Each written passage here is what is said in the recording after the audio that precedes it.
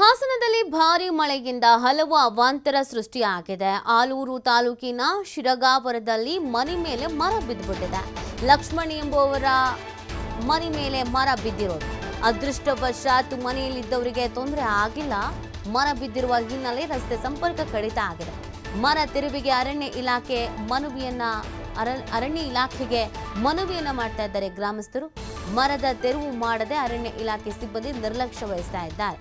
ಭಾರಿ ಮಳೆ ಆಗ್ತಿರುವಂತಹ ಹಿನ್ನೆಲೆಯಲ್ಲಿ ಹಾಸನದಲ್ಲಿ ಒಂದಷ್ಟು ಅವಾಂತರಗಳು ಸೃಷ್ಟಿ ಆಗ್ತಾ ಇರೋದು. ಮರ ಬಿದ್ದೋಗಿದೆ, ಇದನ್ನು ತೆರವು ಮಾಡಿ ಅಂತ ಹೇಳಿದ್ರು ಕೂಡ ಬಂದು ತೆರವು ಮಾಡ್ತಾ ಇಲ್ಲ. ಇದರಿಂದ ಸಂಚಾರ ಅನ್ನೋದು ಕಷ್ಟ ಆಗ್ತಾ ಇದೆ. ನೋಡಿ, ಮನೆ ಮೇಲೆ ಬಿದ್ದಿದೆ, ಮನೆಯಲ್ಲಿ ಯಾರೂ ಇಲ್ದಿರುವಂತಹ ಹಿನ್ನೆಲೆಯಲ್ಲಿ ಯಾವುದೇ ಅನಾಹುತ ಸಂಭವಿಸಿಲ್ಲ. ಆದರೆ ಅಲ್ಲಿ ರಸ್ತೆ ಕೂಡ ಇರುವಂತಹ ಹಿನ್ನೆಲೆಯಲ್ಲಿ ಸಂಪರ್ಕವೇ ಕಡಿತ ಆಗಿದೆ. ಹಾಗಾಗಿ ಈಗಾಗಲೇ ಅರಣ್ಯ ಇಲಾಖೆಗೆ ಮನವಿ ಮಾಡ್ಕೊಂಡಿದ್ದಾರಂತೆ.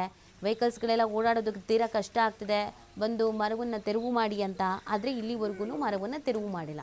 ನೋಡಿ, ಈ ಕಾರಣಕ್ಕಾಗಿ ಹಳೆಗ ಮರಗಳು ಅಥವಾ ರೆಂಬೆ ಕೊಂಬೆಗಳು ಇನ್ನೇನು ಬಿದ್ದೋಗುತ್ತೆ ಅಂತ ಅನಿಸ್ತಾ ಇರುವಂಥ ಮರಗಳು, ಅವುಗಳನ್ನು ತೆರವು ಮಾಡಿ ಅನ್ನುವಂಥದ್ದನ್ನು ಇದೇ ಕಾರಣಕ್ಕೆ ಹೇಳೋದು.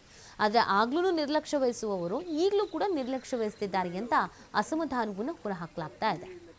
ಇಲ್ಲ ಬೇರೆ ದೊಡ್ಡವು ಹಿಂಗಡೆ ಹೋಗಿದೆ.